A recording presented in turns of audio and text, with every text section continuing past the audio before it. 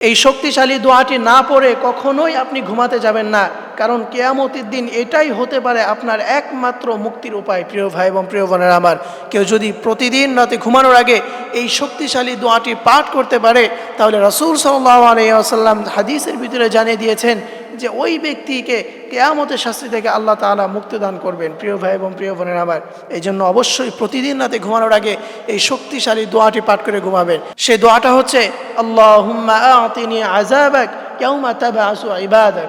এই দোয়াটি আপনার প্রতিদিন রাতে ঘুমানোর আগে অবশ্যই আপনি পাঠ করবেন, তাহলে দেখবেন ইনশাআল্লাহ আল্লাহ তাআলা কাল কিয়ামতের ময়দানে এই দোয়াটাই হতে পারে আপনার একমাত্র মুক্তির উপায়। এবং রাসূল সাল্লাল্লাহু আলাইহি ওয়াসাল্লাম অন্য একটি হাদিসের ভিতরে বলে দিয়েছেন, যে ব্যক্তি তার কোনো একটা বাণী শুনবে এবং অপর একটি ভাইয়ের কাছে পৌঁছে দিবে এবং সেও যদি এটার মাধ্যমে আমল করে, তাহলে কিয়ামতের ময়দানে আল্লাহ রাব্বুল আলামিন ওই ব্যক্তির চেহারাকে উজ্জ্বল করে দিবেন। সুবহানাল্লাহ।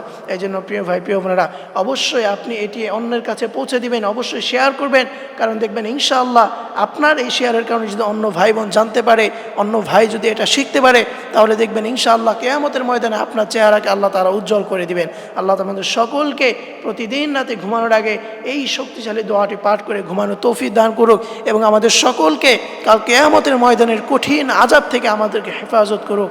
সকলেই পড়ি আমিন।